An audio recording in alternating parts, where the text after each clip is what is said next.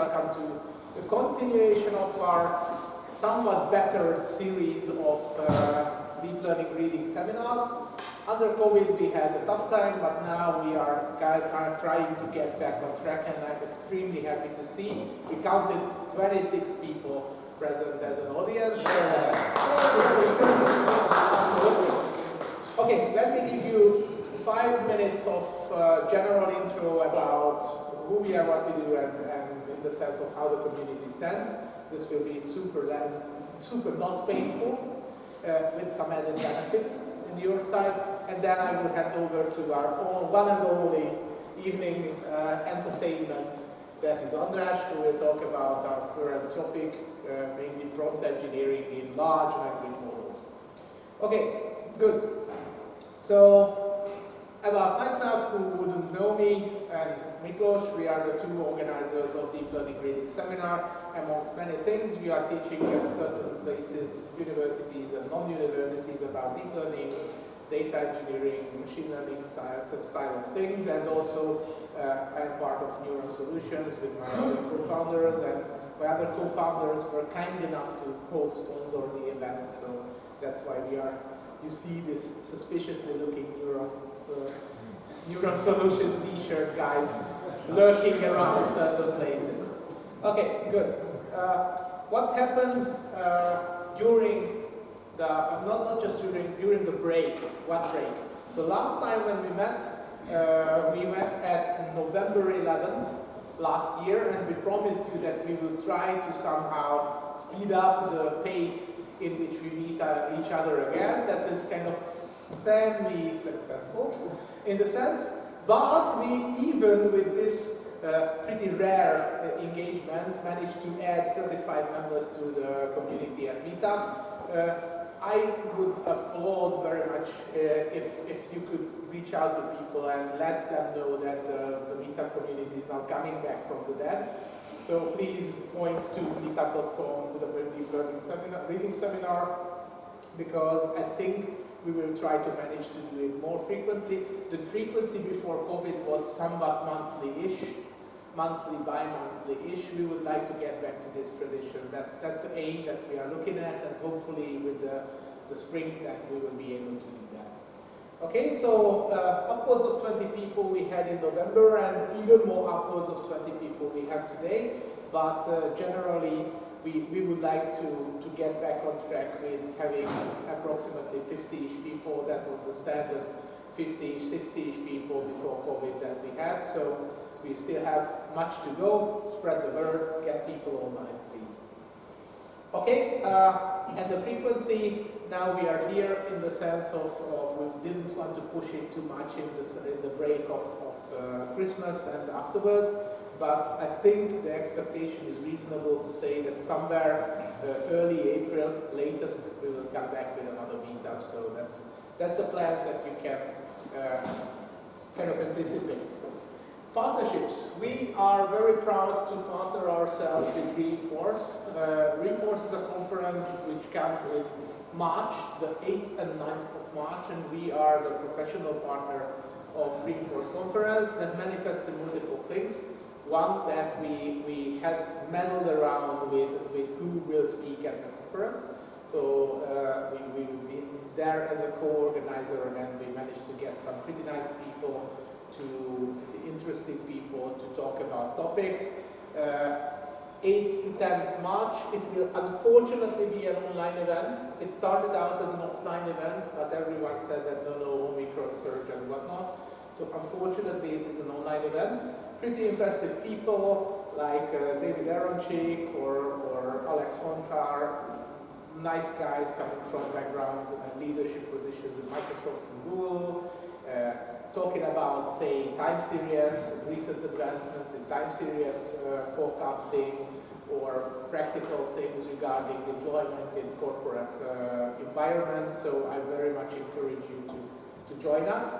Even more so, I encourage you because we are basically doing two things. One is that if you use this promo code that you are very happy to take a screenshot of or whatnot, you have 20% of discount on the regular price.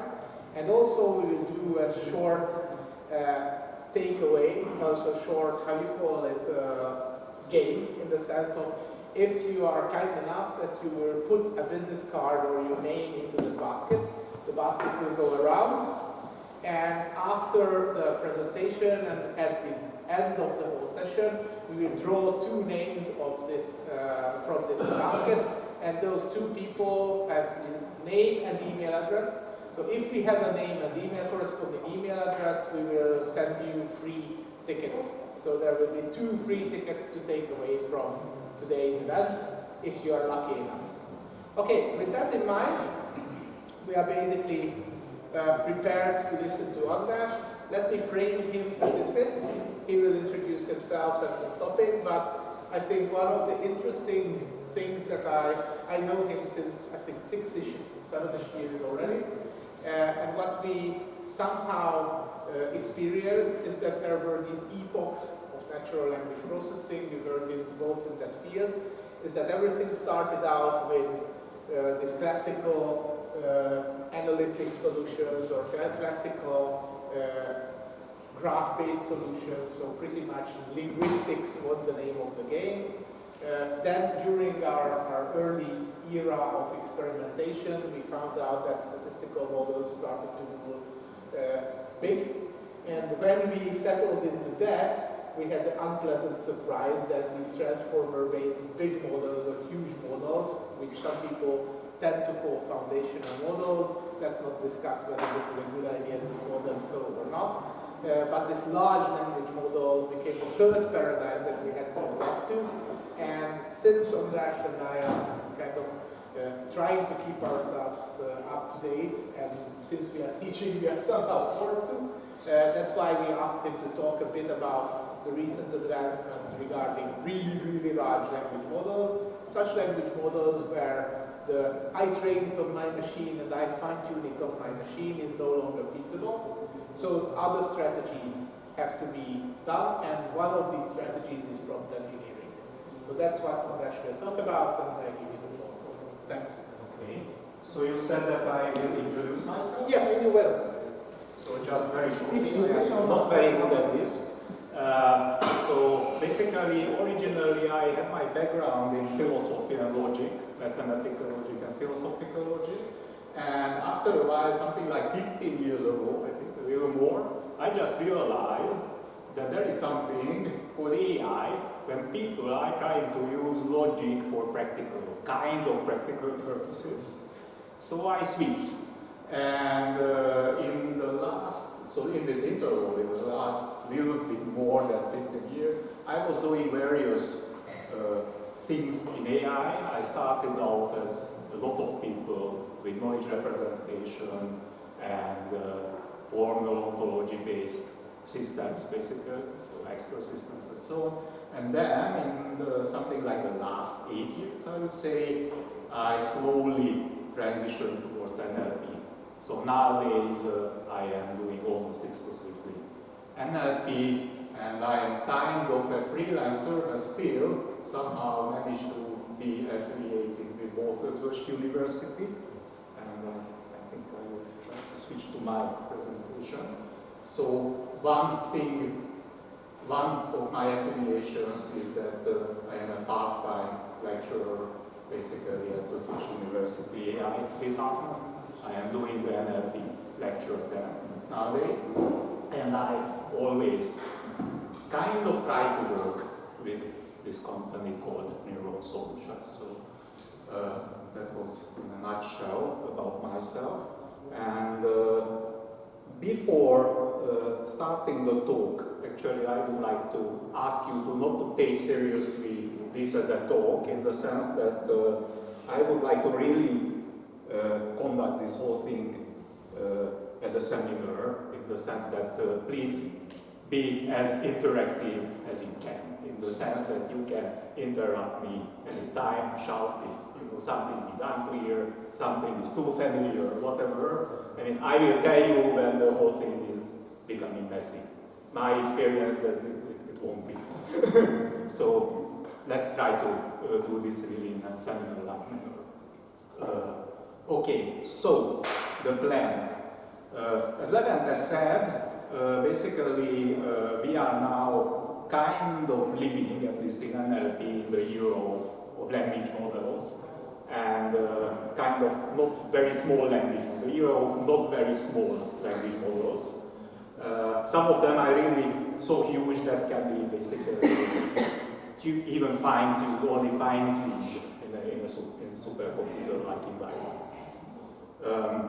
And because of this, techniques are needed which makes these models usable without basically touching the weights.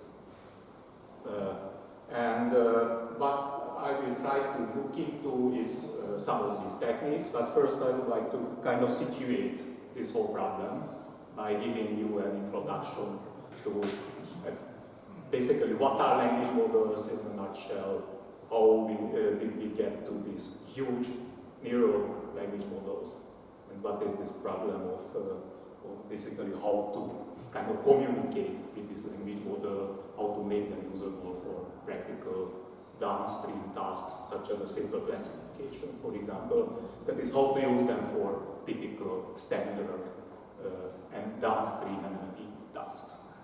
So I will try to show you the outline now. I will have an introduction, and I will talk then about this thing called prompt engineering, which is basically really about communicating in a sophisticated manner with this large language model, in the sense using them for NLP tasks. And this is a reading seminar, so the idea is that it is not my own stuff, in the sense that I will follow more or less a paper which was given in the brief, and I will give you the reference again later. And before the references section, you see there is a section called a twist. I will have a surprise, in the sense that I will discuss shortly even more recent paper. The main paper I will discuss came out, I think, in the spring of last year. I will discuss shortly a paper which came out in the last days of this January from OpenAI. And it really gives a twist to the whole story, I think. Does it change everything, or? A lot of things, I would say. It changes a lot of things. It changes enough. So, let us start with the introduction. And the first question is, what the heck is a language model? And I warn you that people who are familiar with this stuff will basically find a lot of things very simplistic, which I will be simplifying a lot, but I will really try to do this shortly, this introduction. So basically, in a slogan, language models are statistical models for predictive linguistic observations. They are kind of probability distribution models for sequences of words or characters. So this would be the slogan. Basically, a language model, totally independently of what is inside as a black box, it assigns probabilities to sequences of texts, words or characters. What is the probability that if you look randomly, for example, at the English text, that you will get this sequence of words or characters. So this is the general idea, and I think even intuitively it is pretty easy to see that having this kind of models can be pretty useful for a lot of NLP tasks. Namely, for example, if I want to create a spell checker or grammar checker, then I have to have and I want to give suggestions. I mean, I can detect that somebody made a mistake and a typo, for example, okay, but a nice spell checker will also provide some correction suggestions.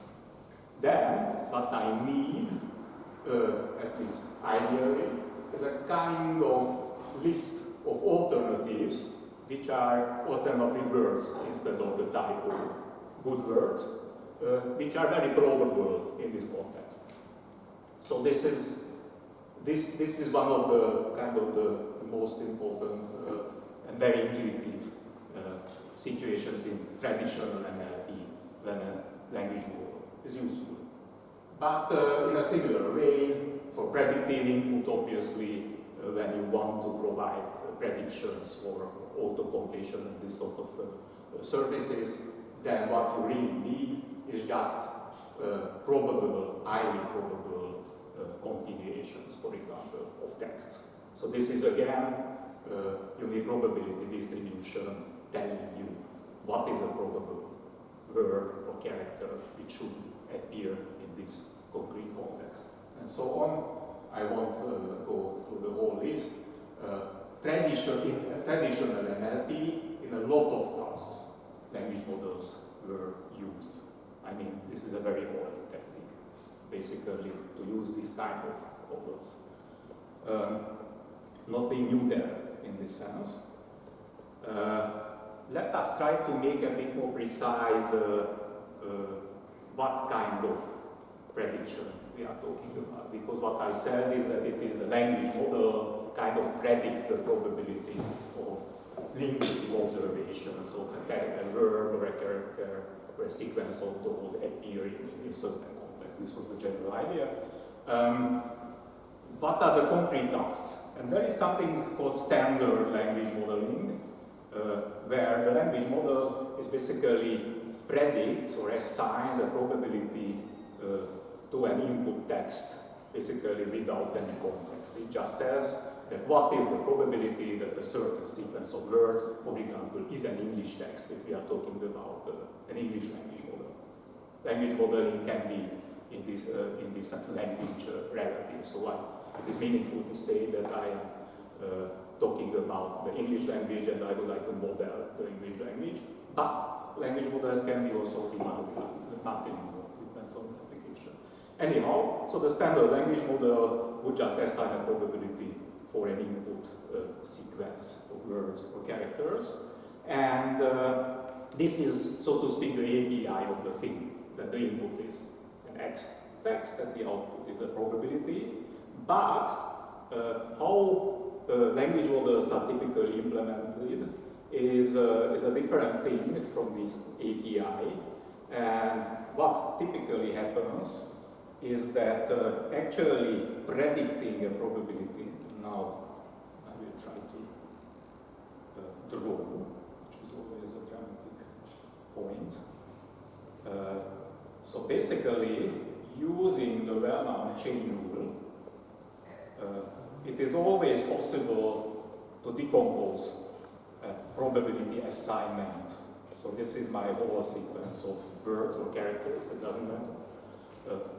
And it is always possible to decompose assigning a probability to the sequence into stepwise starting probability prediction.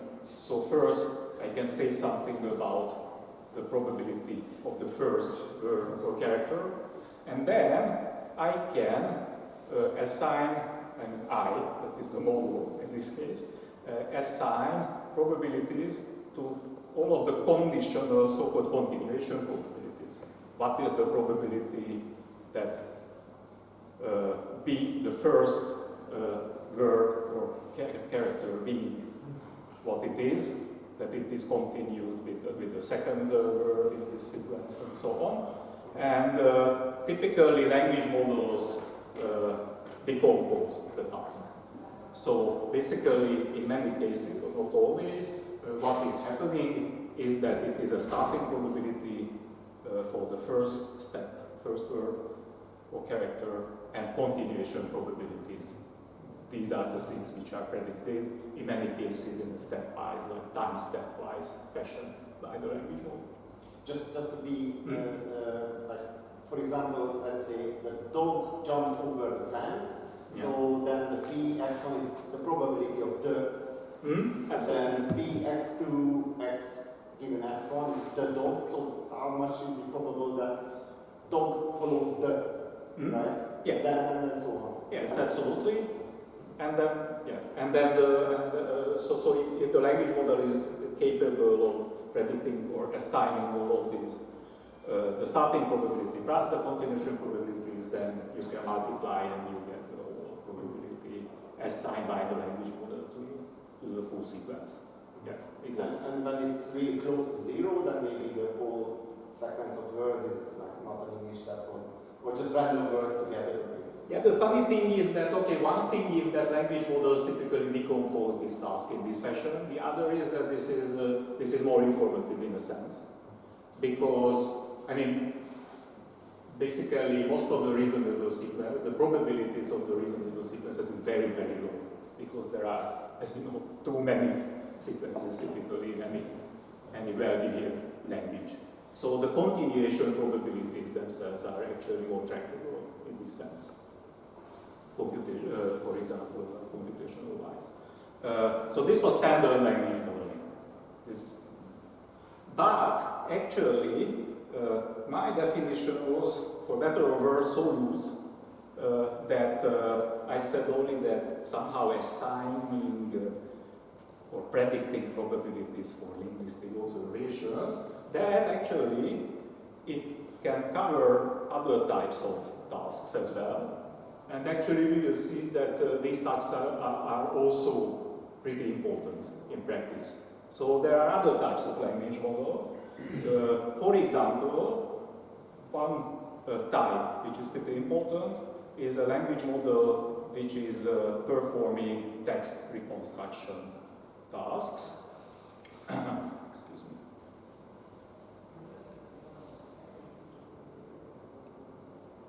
Yes. So this type of task is basically starts with a good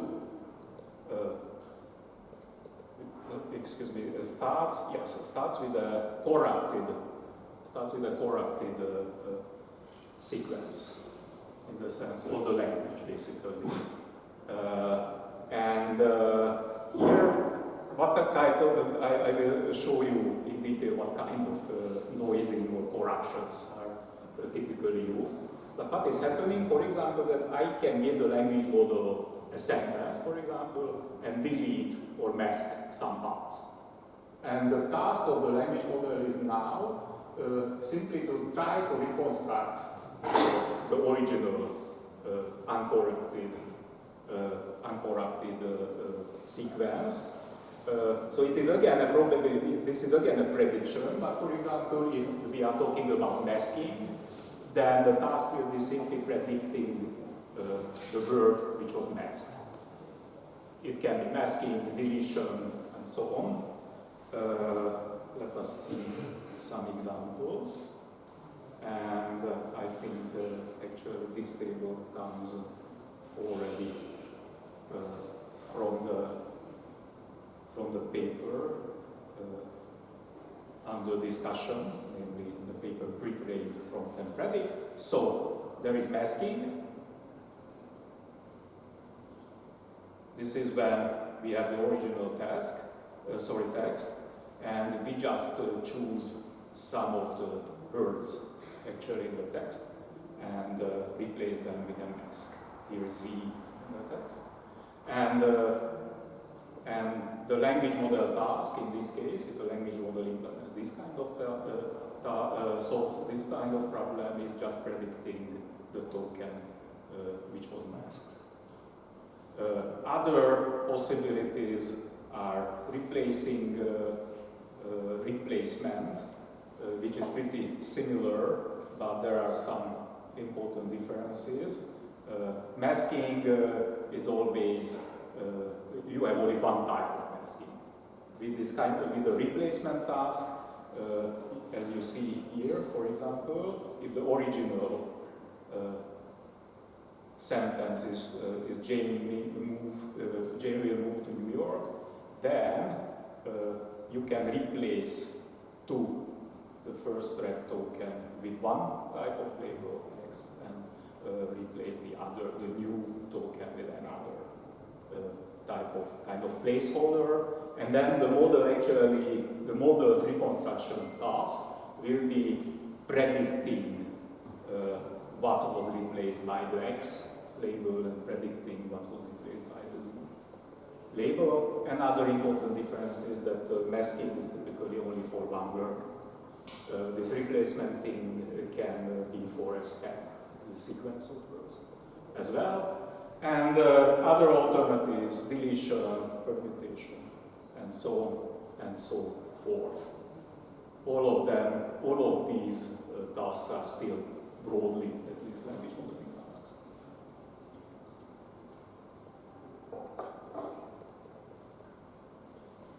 Okay, this was kind of the API in a sense of the language model.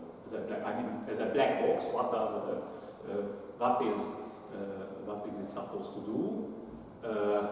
Two questions arise, of course. How can somebody implement language models? What kind of modeling can solve this type of problems? And how would you learn or train these models? I mean, of course, we are within the realm of statistical modeling, so not surprisingly, somehow these models should produce probability distribution, so the predictions are probabilistic. Pretty important. Let us start with the training. How would you train or learn a language model? And here this is pretty crucial that these things, however you do it, you can do it in an unsupervised manner. This is pretty important. You don't need any kind of annotation of texts. You need only text corpora. If you have a large enough collection of texts, then you can start learning a language model from it. So this is an unsupervised enterprise. This is one thing. Architecture, and this will be a huge topic. I won't go into it. Unfortunately, we absolutely don't have the time to go into architectural things. The only thing I want to mention is that originally, I mean, the whole language modeling stuff is really old. Basically, Markov himself in the beginning of the 20th century came up with the idea, and there were classical counting-based language models where you just counted basically occurrences of, say, for example, two-word combinations in the text and so on. But now, for a while, something like in the last almost 2 decades, what happened is that basically all of the state-of-the-art language models nowadays is, without any exceptions, deep neural networks. So 2 decades? Is it really 2 decades already now? Yeah, in the sense that I think there was a Bangio paper and model in 2003 already, where neural, it was not an RNN, nothing fancy, a neural language model actually beat the engram-based language model, so within that, yes. Yeah, but the transfer message just from 2017 or something. Absolutely. Something like that. Yeah. Sure, but I mean, in this case, word2vec is considered to be a language model which is 2013 to early 2014. This is a continuation of the same tradition. Yeah, but performance-wise, actually, even starting from the early 2000s, neural networks already were better at these things than the classical models. Yes.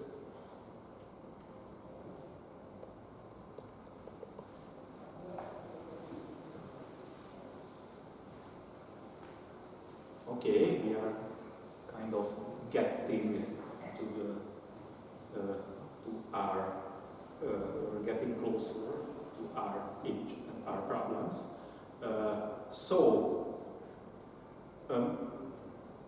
I think it is not an exaggeration to say that there was a language model-driven NLP revolutions starting around 2017 and 18. And I think maybe you were referring to this part of the story. When people realized that language models are not only useful for those tasks which are listed in an earlier slide, where one would say that it is intuitively clear, more or less, that it is important to have this kind of probabilistic probability distributions over possible words or characters and so on, like in spell checking and so on. But what turned out is that general purpose language models, and as I said at that time, these were reasonably performing language models or neural models. So what turned out is that basically, if you want to build highly performant models for almost any NLP task, regardless almost of the task. I mean, this is kind of an exaggeration because there are some for which you could argue this is not the case, but an astonishingly large majority of the NLP tasks can be solved by basically adapting general purpose neural language models to the task in a certain fashion. So basically you can use pre-trained. Pre-training means simply that language models which are general language models, for example, for English, and trained on a large collection of English text. If you have a language model, a neural language model like this, then you can take this language model, this pre-trained language model, and adapt it to almost any kind of NLP task and get performance which is typically better than any alternative. I am kind of, maybe this is a stretch in a certain ways. So with other words, the black box can learn something about the language which has a really understanding of language, something like that. Yeah, what can use it for different things. Like in a sense, yes. In a sense, these language models, these general language models, it seems like they learn general linguistic knowledge, which then can be transferred. So this is an instance of transfer to most of the everyday NLP tasks. For example, answering questions, or what are these other tasks? Can you tell me examples? Yeah. Yes, of course. So starting from any kind of case where you have a language generation like a task, and question answering, for example, would be an instance of that. Translation as well. Although, okay, translation is a bit more difficult because you have two languages, but classification, for example, would be difficult. So any kind of traditional sequence labeling, name entity recognition, for example, when you're trying to find expressions in a text which are names of persons or institutions and so on. So most of the standard so the big question is, okay, so what is the secret? How does this adaptation work? And again, in a nutshell, key ingredients were first, okay, so you have a task, for example, a classification task. I don't know, you want to do sentiment analysis. Then your inputs will be just texts, which you want to label somehow according to the sentiment. And your outputs will be class labels, of course. This will be the classification task. Then what you need to do is, first, you have to map somehow, of course. I'm sorry, struggling a bit. So you will somehow map the input of your task, and it is important that mainly I will be talking about this old-fashioned supervised NLP task. So this is like there is a data set consisting of X, Y pairs somehow, training data set, and hopefully test and validation as well. You have to map the tasks inputs, that is the X's, to language model inputs. And in many cases, this will be a simple identity method. So we will see that. And this will be later what we call language model prompts. Actually, this is our subject. I'm warning you. Okay, so first step, map somehow the task inputs to language model inputs. Okay. Then, if it is necessary, you have to replace the output head of this. This is a neural network, just a reminder now. And this is a neural network which has an output, which outputs what? Actually, probability distribution. Typically, in a classical language model case, this will output the probability distribution over possible words, because this is the prediction task is kind of predicting the next word. This type of prediction task. This would be the standard language modeling case. If you have this fancier text reconstruction language models, then maybe it will be not a continuation probability outputting thing, but a probability distribution, for example, for the masked token in the input and so on. But there will be an output head. Then this output head has to be replaced by an output head, output layer for your task. So if it is, for example, it is a binary classification, then you could have a Simonyi or whatever, the standard industry standard thing which you hammer there. And last thing, recall that we are kind of doing the surgery on a neural network. We still have all the weights of this, the pre-trained weights of the language model. The last thing, and this is where the name of the whole paradigm comes from, is fine-tuning the model on your data set. Because you have a data set, because now you are adapting the model to this task. Where fine-tuning would be just doing gradient updates, but kind of mildly on the model. You don't want to destroy the linguistic knowledge which is already in it, but want to shift it a bit to be more adapted to the task at hand. So this would be in a nutshell this new paradigm, and this was really revolutionary in the sense that I remember when these results came out and one looked at the leaderboards, and it was like, okay, the model, all the models basically, I mean, they had to introduce a new category. Basically, there were these language model-based, pretrained language model-based models, and all the rest. And there was a gap between the members of the new category and everything else. So this was really revolutionary for a huge amount of NLP tasks.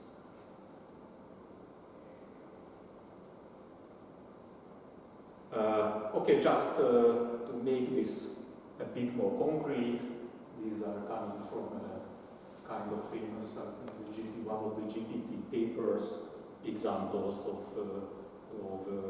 how you use a transformer, in this case based language model, in this pre-trained and fine-tuned paradigm to solve traditional tasks, NLP tasks. So for example, if you look at the first figure, what we have here is that there is a simple, there are two things. There is this linear output head for the classification, and this is also important. What is the input of the model? So this is what we'll call later prompt engineering. That somehow you have to map the classification task, and here what happens is that the input of the language model contains special tokens somehow encoding the task. So there is a start token here, there is this extract token at the end, and if you look at a more complicated example, for example, when you want to detect entailment, logical, say, entailment with the model. So this is the second. What does that mean, entailment? entailment, whether the hypothesis is a consequence of a premise. So like logical entailment, logical consequence. Roughly speaking, linguists can object. So here again, then I somehow have to map my input. My input now consists of a premise and a hypothesis, and I have to map this input to a language model input. And here what is happening is that I concatenate the premise to the hypothesis, and I am introducing special token, special delimiters token between the two. I still have this start and this token as well. So what is going on is that I am kind of hammering the original pretrained language model into this adaptive model for the task. And I am always fine-tuning. This is pretty important, that the whole thing, after building up this architecture and the mapping, I do gradient updates on the weights, but mildly, because this is fine-tuning and not destroying all the weights. And of course, there are a lot of cases, for example, for typical text generation or language generation tasks. For example, when one wants to build a chatbot, you don't really have to change the output layer or the output head of the model, because it already outputs like this. It is already good for text generation, if it is a continuation predictor, standard language model. So, for example, if you want to build a chatbot which generates utterances based, which are adequate to the history and the persona, then what is happening, and this is a pretty famous model, this was, I think, Hugging Face, the first Hugging Face, one of the first Hugging Face models, transformer-based chatbot models. What is happening here is that even if the output head can be kept, then you can map the task of conditional language generation. Remember that if you take a standard language model solving the standard task, there is no context basically. The input is just something without any context, and it has to produce a continuation. But, of course, if you want to do conditional generation, then you can just represent somehow the context. For example, the chat history and the chat persona also in the input of the language model. And this is what is happening in this figure. Yeah, you will also have you will be also introducing some delimiter tokens between these ingredients and so on and so forth. So this type of cases are also covered. It is important that for this type of application, you again have to fine-tune. So if you want to build a chatbot in this way, then you somehow have to get hold of a supervised training dataset where you actually have pairs of history and personal inputs and the appropriate replies or utterances in this context. So this is still within the pre-train and fine-tune paradigm. Okay, well, it was nice until until it became a bit ugly, because somehow the size of these language models, which appeared in the last few years, is linear on a logarithmic scale. So somehow there was an exponential explosion in the number of parameters of the published language models, and the claim was that unlike actually RNN, LSTM-based language models, the performance of pre-trained language models and the adaptive models built up on them was really growing when you kept increasing the number of parameters. So it was not like, there was not an increase in performance. There was increase in performance when the parameters grew in this way. So what you can see is, and this is not the total end of the story. I will have, I think, some additional data points on the next slide. But what has happened is that really, I mean, let us look at where the thing started. Elmo, 94 million parameters. This was an LSTM-based model, and then came models with a few billions of parameters, and somehow we ended up with models having hundreds of billions of parameters. GPT-3 2 years ago was, I think, the first with this size. This is one, and also one of the most influential ones. What does this mean? This means, as Levent maybe in the conversation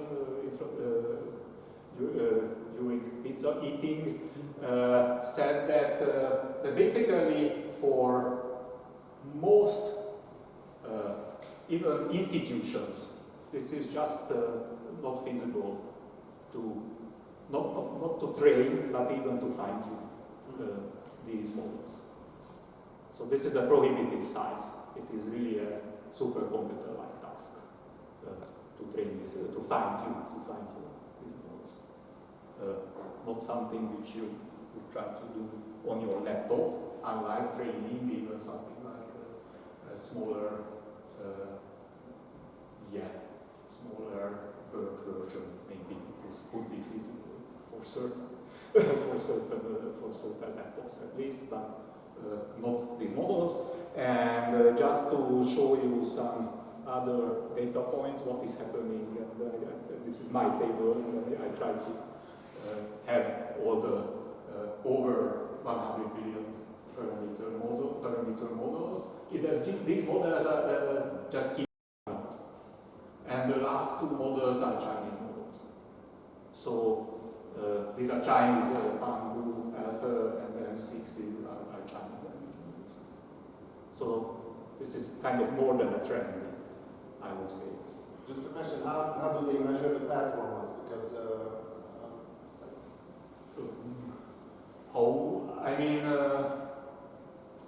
the performance. This is a tricky question. I mean, you can always measure the performance of a language model on the language modeling task, of course.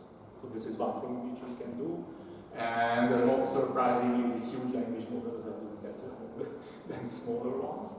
But we will see that a typical thing is obviously because these language models are intended to be used for transfer learning, that the people typically measure performance on a huge amount of other tasks as well, when they are either in fine-tuned way or without fine-tuning, as we will see. You try to use the adapted version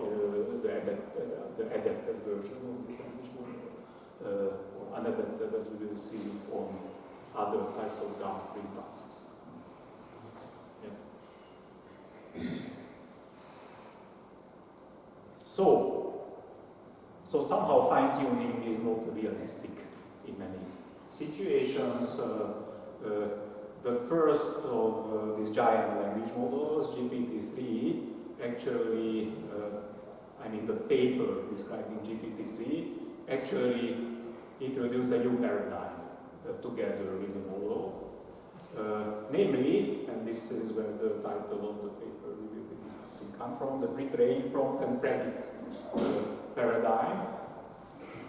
The idea is that actually, even without fine-tuning, these huge models can have pretty competitive performance on most of the downstream NLP tasks. So you cannot really, how I really time?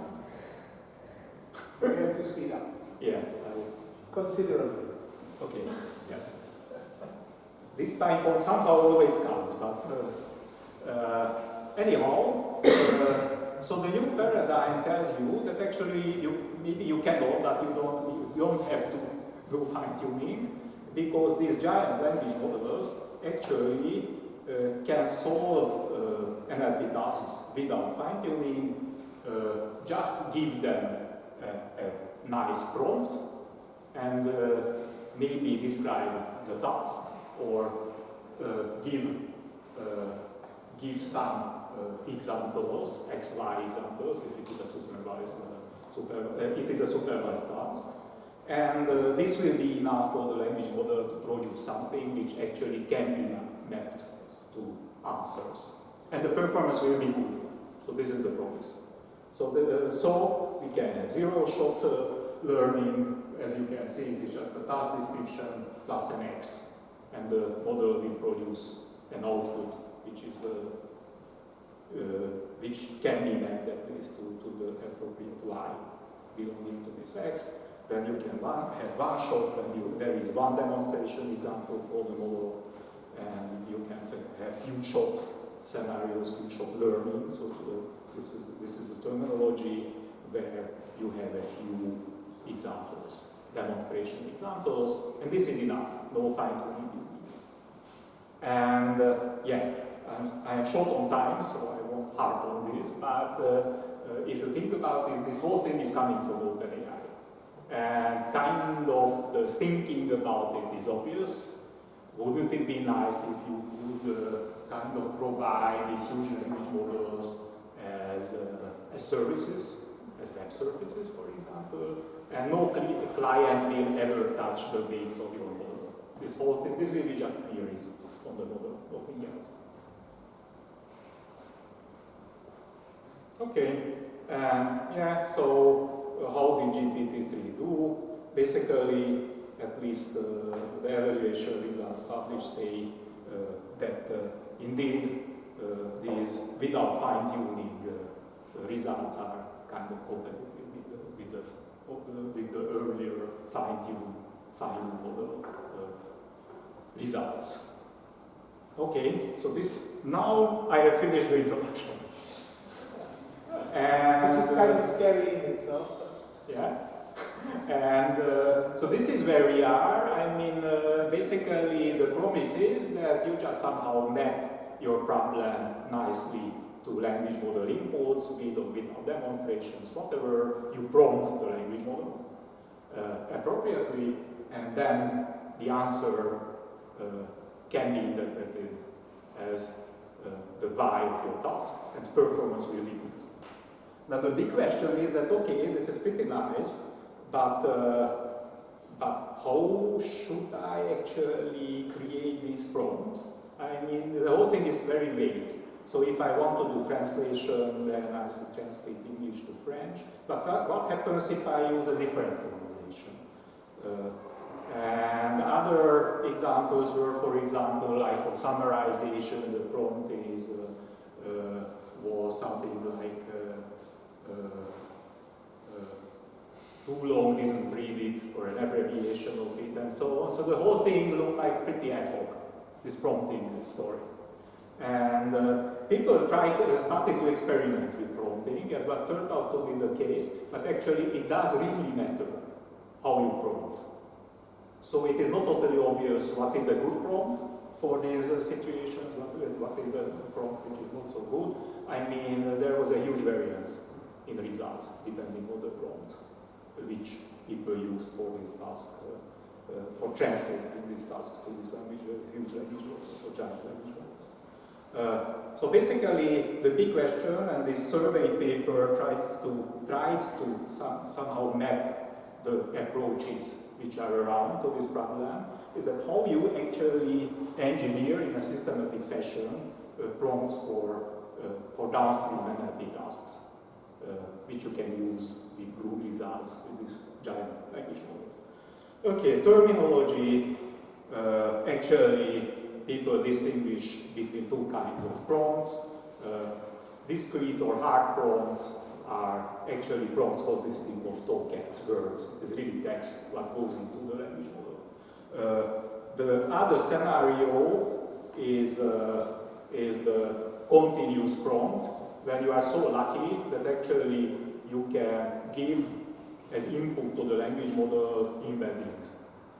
Because we know that the language models actually, I mean, kind of the first thing they do is embed the input into an embedding space. So if you are so lucky that you can give input to the language model in the forms of embeddings already, then you can use these so-called continuous prompts, where the prompts are already embeddings and not discrete words. Okay. I guess the OpenAI situation is rather like the first, when you have to use hard prompts. So, and so what did people try to do?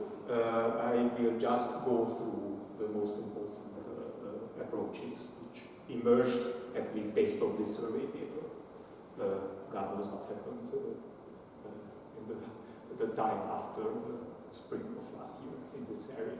We will look into it. So, one thing which people try to do is a so-called prompt mining, which is based on the idea that if you start with a corpus yourself, and hopefully that is a text collection, and hopefully with a collection which is pretty similar to the collection on which the language model was trained. So, for example, Wikipedia is a good choice in the sense that, okay, these language models are trained on a huge corpus. So Wikipedia is enough, is nothing, but it is probably there. It's pretty standard. It should, the model should know about it at least. So you take a corpus and basically search for texts connecting your x's with your y's. So remember, you are in the supervised task scenario where you have a training data set. It can be pretty small, that you have this xy pairs. So you can just look at this corpus and look for text typically connecting, that is being between your x's and your y's. So you try to find a typical context connecting these two things, and you use this typical context for prompting. So this would be prompting. And you can do just text search when you look for text really literally between x's and y's, and you can do this in a bit more sophisticated manner when you look at the dependency grammar, syntax analysis of the text, and you do a kind of try to find a graph path between the x's and the y's. Yeah, and then if, for example, as the example, I think the example is enough for you to show that if you have this connecting text, then you can use it as a prompt for a language model. This prompt is actually for a language model doing replacement type of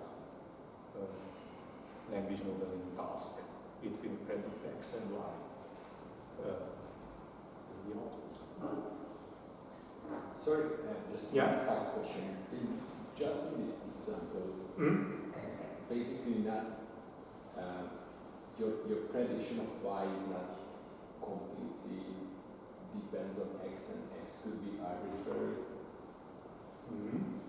Because any capital you choose, basically it will be a right capital, and I mean any country you choose, you will choose the right capital for. So the first x could be arbitrary because any country you can choose. Yeah, I mean, so the task is for any x country basically to output the capital of the country. So the prompt will be capital of x is, that will be the input, and you expect the output to be the according. Okay. Correspond. Okay, yeah, sorry.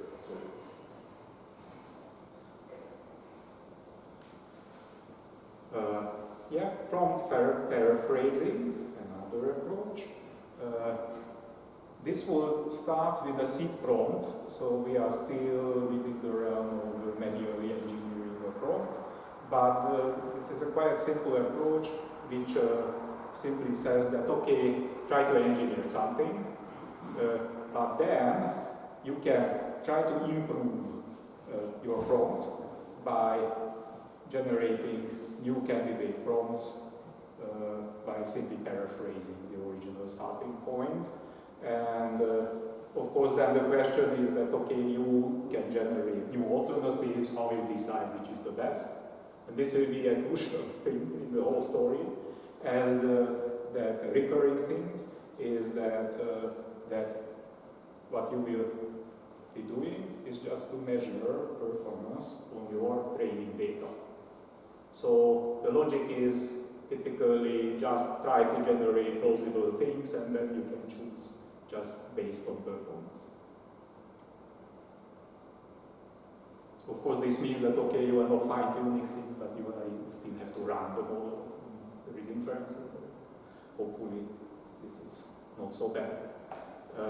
Okay, another interesting thing, and we are assuming some kind of access here to actually gradients, which is a pretty brave assumption.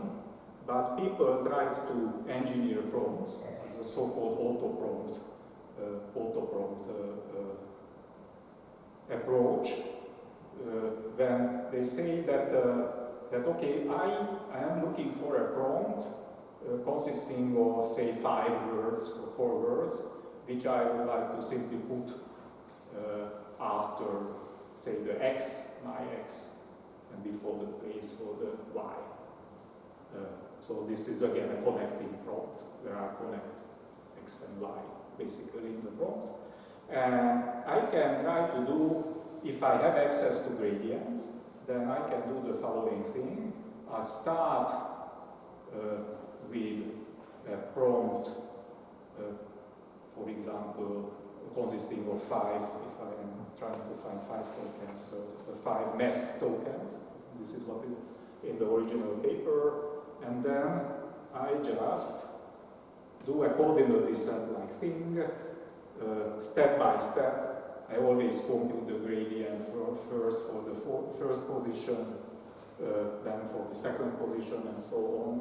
And I always choose a verb which is closest to the gradient direction. So this is kind of coordinate descent-like thing, doing this optimization word by word. And the big if is obviously, as do I typically have access to this type of gradient? I don't think that this is in the plans, for example, of OpenAI to give you this type of access. Okay, prompt generation. Once we are at large language models, we can try to use another language model for generating prompts. So you can use a middle-sized language model, for example, such as T5, which is a Google-made, I think, sequence-to-sequence model, and try to start with prompt templates.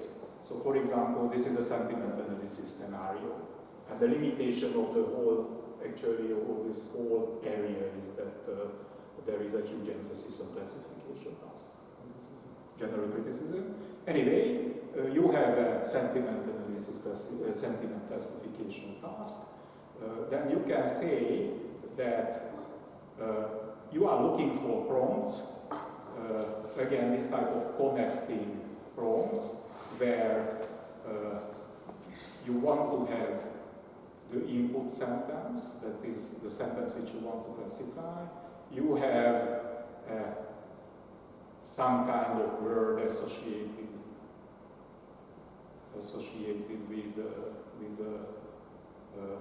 with the sentiment. For example, you have positive examples, then this word would be great. The negative example is terrible. And you want to find something between these two words, which would be useful as a prompt ingredient.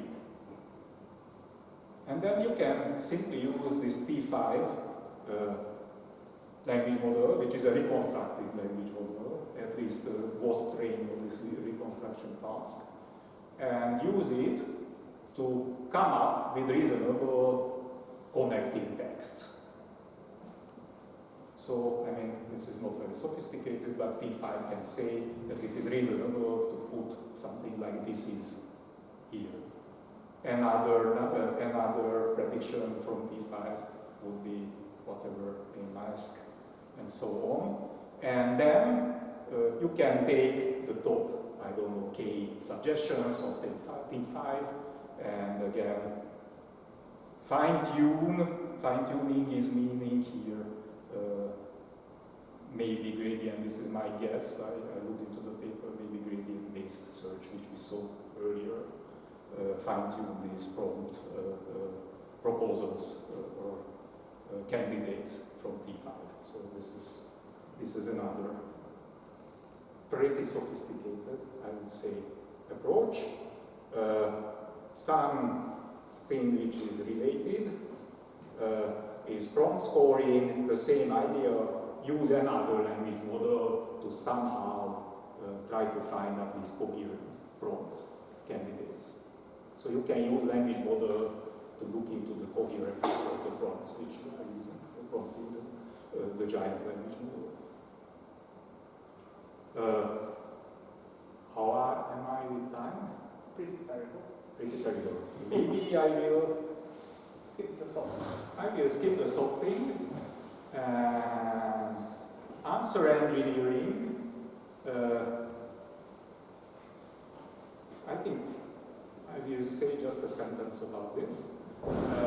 Basically, this survey is not so much about answer engineering, but it is pretty important because if you want to solve a downstream NLP task, then you need to do actually two mappings. One mapping is this prompting mapping, and then other mapping is somehow you have to interpret the language model's output in terms of the domain of your task. So you have to map to the Y range, actually. And this is another area, actually, for research.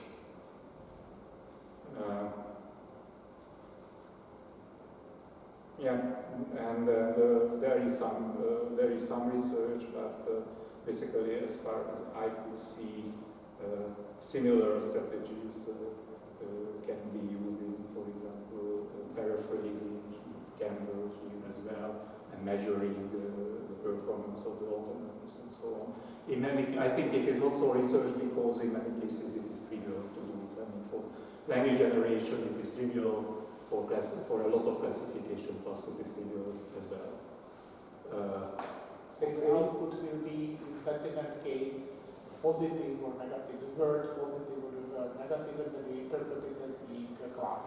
Yeah, basically you just, in a sentiment analysis case, yeah, you will choose one word for negative and one word for positive, or if you want to get more fancy, you choose a list of positive words and a list of negative words, and you will look at the marginal probabilities of those when you calculate the probabilities of the class labels. Yes.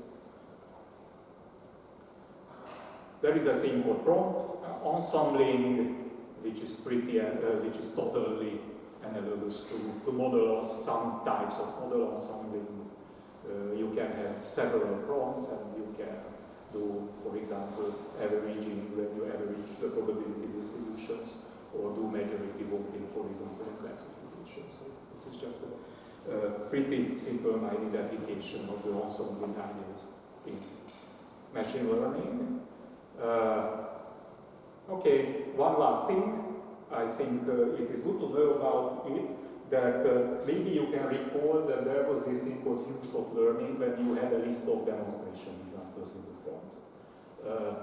Prompting is even sensitive, turned out to be even sensitive to the ordering and the selection of the demonstration samples. I mean, something like 30% differences between results depending on the ordering of the stuff. So there was research into nice ordering strategies. Yeah, and I won't go into the details. This entropy-based stuff. Okay, so how much time do I have for For the quiz. I hope I am beyond everything. Go ahead. So you talk, it's like 1 hour. Yeah, you took an hour. You misled me, I am totally good with time. Yeah. You have additional Okay. Half an hour, I think. Okay, then we just sit down. But first you have to look at this quotation coming from, as far as I could tell, from one of the authors of the Amazing Spider-Man comics series. So, not really machine learning related, but I think it describes the situation pretty well.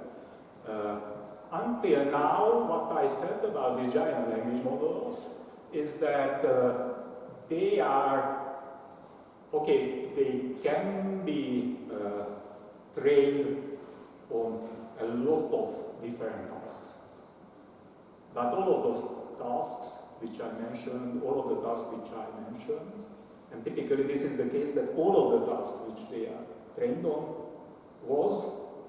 has been unsupervised tasks based on just text forward, nothing else, always. So no supervised training went into them. This was the typical rule. We know, and I won't go into this thing, but there were some famous cases when so-called toxic texts were generated by language models, politically correct things, and so on. And people tried to rectify language models, and so on and so forth. So, but the general rule was that this is an unsupervised story.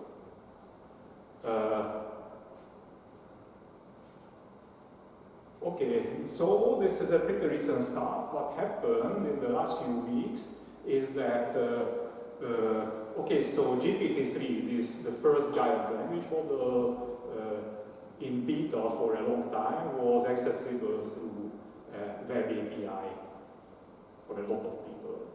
And I think, I don't know, a few weeks ago, it went out of beta, and now it is kind of, even I can access it. I have now access to it, and so it was made public. But there was an announcement, kind of simultaneously, to this move to making it public, namely that actually the models which are accessible are not the original GPT-3 models. There are models from the so-called instruct GPT line, which are, well, trained differently. They are explicitly fine-tuned. I mean, they start out with a GPT-3, so it is not an architectural change. But this new line of models is explicitly fine-tuned by OpenAI to follow instructions. So the idea is that actually what was kind of implied in the original GPT-3 paper, that in a prompt it is enough to describe the task and the model or the problem, and the model solves it. It is enough to give instructions, kind of natural descriptions of the problem. Now this new line of model is explicitly trained to do just this. And we will look into a bit into the details, how they do it. And here the claim is that the difference can be pretty radical. So this is the new paper which came out something like 2 weeks ago about this, how they actually train this instant GPT line of GPT models.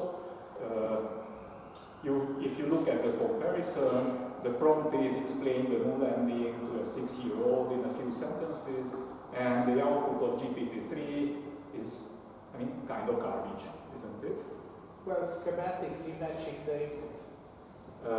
Same structure as the... Yeah, and I mean, okay, so this is, I mean, maybe needs to be taken with a grain of salt, but the instruct GPT model is just solves the problem based on this prompt. The hand pointing to the model is looking at the But how? Exactly.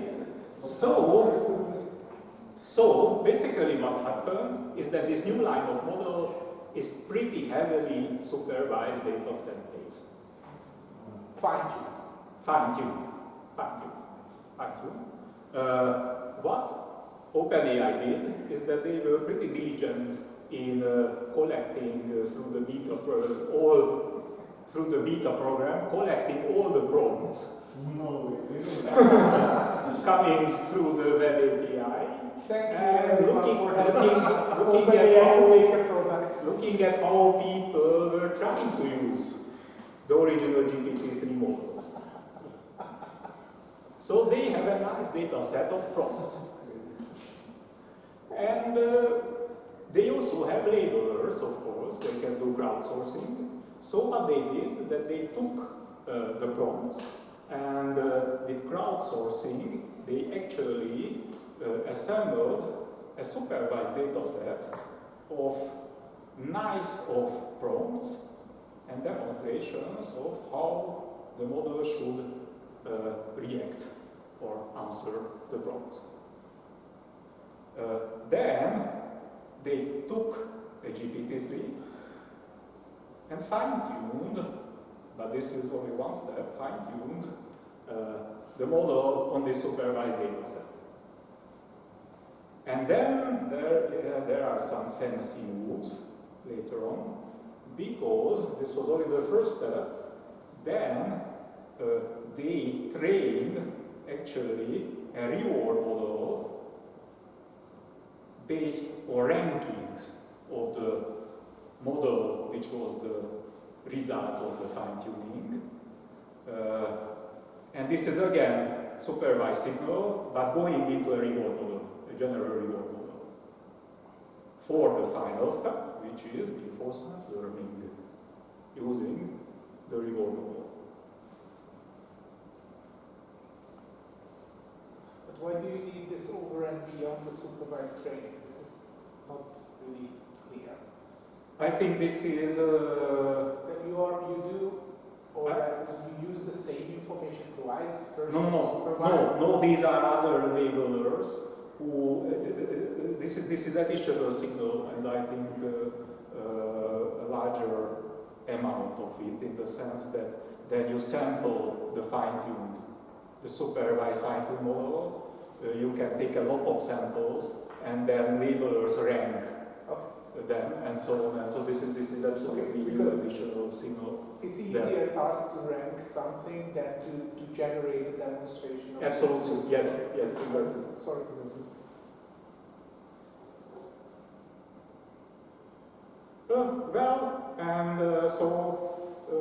I emphasize instruction following, but actually this is only one of the values with which this model is now claimed to be aligned.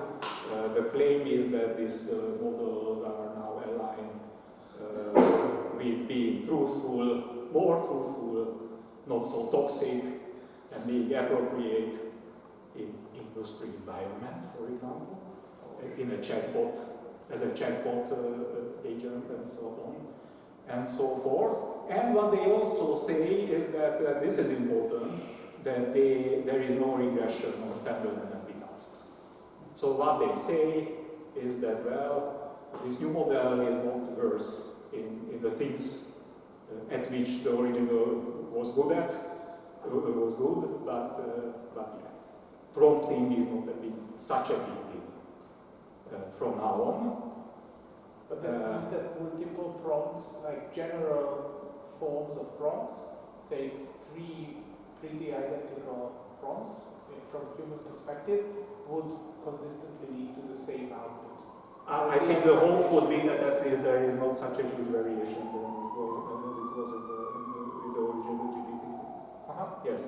I mean, the thing is that obviously they can claim a lot of things. It is pretty difficult to measure any of it. I mean, they can measure things on their data set, prompt data set, for example, and which was like for the and the demonstrations produced by the labelers. But you know what? They pretty much say that the distribution of their prompts is very, very different, for example, from academic distributions of prompts or whatever. So it is. I think it is very, very difficult to assess these claims. But there are chicken and egg problem. If you would have a nice language model that would show you which prompts are semantically similar to each other, then the expectation would be that the outputs of the prompt with respect to a big model should be pretty similar to each other. Right? Yeah, exactly. But then you will already have a semantic mapping, which is chicken. Yeah, absolutely. So nice. So I would like to close, and I am pretty close to being on time, I guess. Yeah, absolutely. Now this is. Maybe we should go back to some of the just trying to connect this new development with the whole prompt engineering industry and small-scale industry. Where does this leave this prompt engineering enterprise? I mean, one thing is for sure that if the claims are correct, then prompt engineering shouldn't be such a big matter, in the sense that if you believe that this thing is now really following instructions, then you don't have to come up with this, complicated methods for finding the ideal prompts.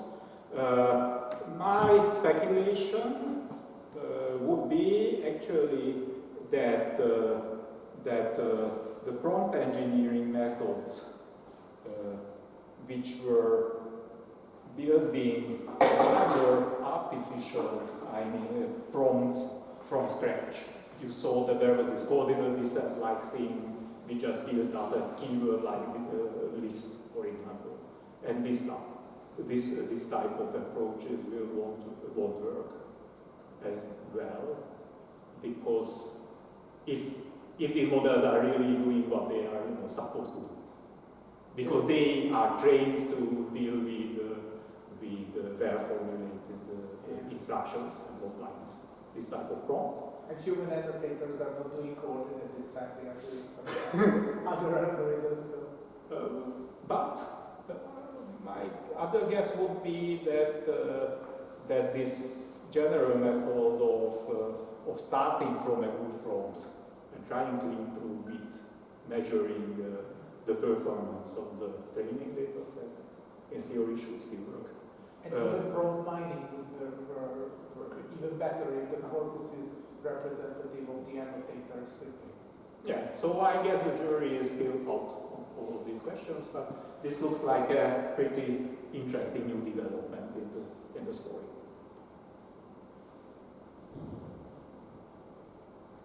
Cool. Okay, so I guess that is it. Questions? On my part. Questions? Questions, Reactions? accusations, Acquisitions? Shouts? Shouts. Screams? absolutely anything. Well, I have a question. So, if Instruct GPT is based on GPT-3, the only difference is that Instruct GPT responds better for a certain set of prompts, but the knowledge of GPT-3 is actually under this layer.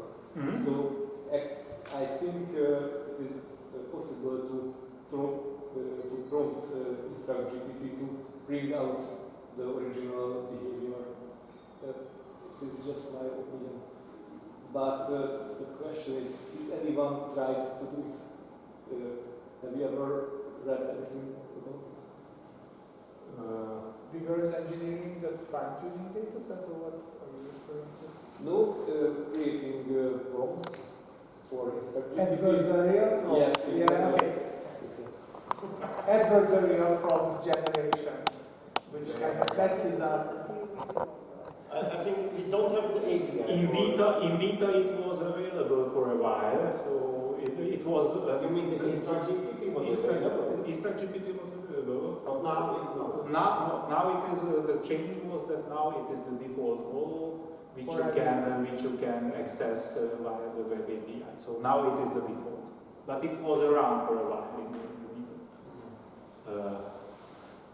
So you're basically saying that there is a kind of linguistic noise which breaks the conditioning of the extra annotation and reverts back to the original pretty brittle behavior. I'm saying the knowledge is inside the model, so you can somehow bring it out.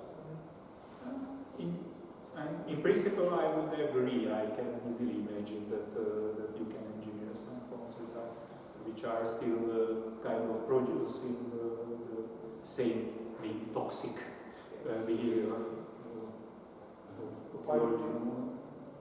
Is GPT in this case outputting probabilities or any kind of probabilistic output, or you really just get the text?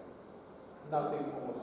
You can, I checked this actually, and via the API you can get the probabilities as well. Because if that is true, then you could basically start this teacher-student model type of thing, whereby you query for input and output pairs, have a mod for GPT, you build up a supervised data set, and you train a student model, a small student model or unity.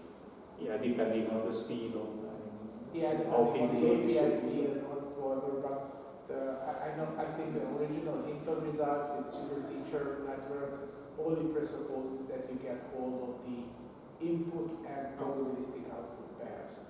Yeah. So, interesting. Yeah, sorry, one thing I want to add that this whole instruction tune to followings for instruction following, there are Google experiments in the same direction as well, and there is a paper, a bit earlier paper from Google as well on the same subject. So it is pretty much in the air, so to speak. Basically, language model distillation, in a sense, in a student-teacher setup. I mean, what I referred to was just this kind of supervised signal. Okay, supervised exercise. Okay. Yeah, but yeah, this is pretty realistic what you were saying. I think you could try to distill through the web API actually the model.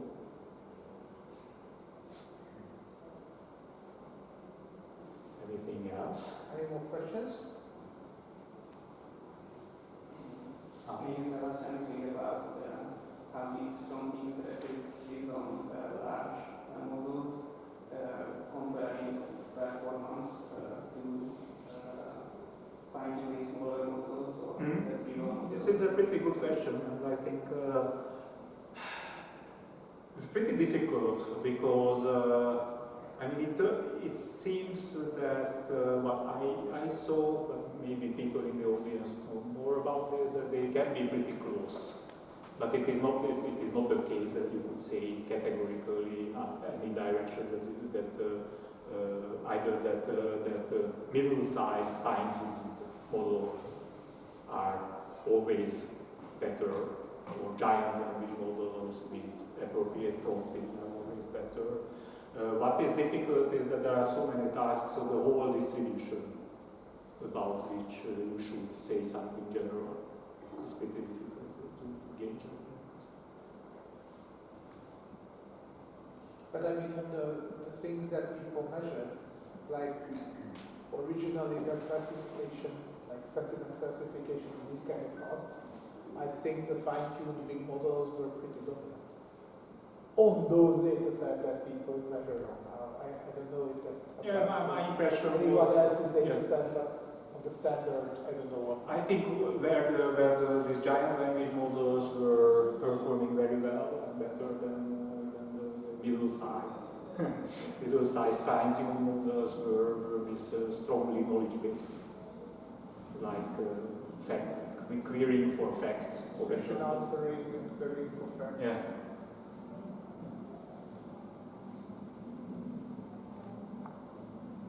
Any more questions?